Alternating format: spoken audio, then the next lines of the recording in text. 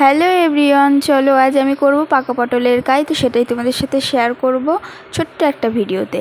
তো দেখো, প্রথমে পাকা পটলের কাইগুলো আমি বেছে রেখেছি। এরপর কড়াইতে দিয়ে দিলাম পেঁয়াজ, কাঁচা লঙ্কা আর পাঁচফোড়ন। তো দেখো, এটা ভালো করে আমি ভেজে নেব। তো দেখো, অনেকটাই কিন্তু ভাজা হয়ে গেছে। এবার আমি পাকা পটলের কাইটা অ্যাড করব। এবার একটু লবণ সাথে হলুদ অ্যাড করলাম। তো দেখো, ভালো করে নাড়তে হবে যাতে তলায় না লেগে যায়, আর একটু তেল তেল করতে হবে। তো দেখো, লাস্টে আমি একটু চিনিও দিয়ে নিলাম। এটা একটু মিষ্টি মিষ্টি বেশ ভালোই লাগে, এমনিতেই এই পাকা পটলটা মিষ্টিই হয়। তো এই রেসিপিটা আগে আমি একদিন শেয়ার করেছিলাম, তো ভাবলাম আবারও একটু দেই। তো দেখো, আমার কিন্তু রেডি। এবার আমি নামিয়ে নেব। তো তোমরা পাকা পটল এইভাবে কে কে রান্না করে খেয়েছো কমেন্টে অবশ্যই জানিও, আশা করি খুব ভালো লাগে। তো দেখো, এবার আমি ইলিশ মাছের তেলটা হলুদ, লবণ আর কাঁচা লঙ্কা দিয়ে মেখে রেখেছিলাম।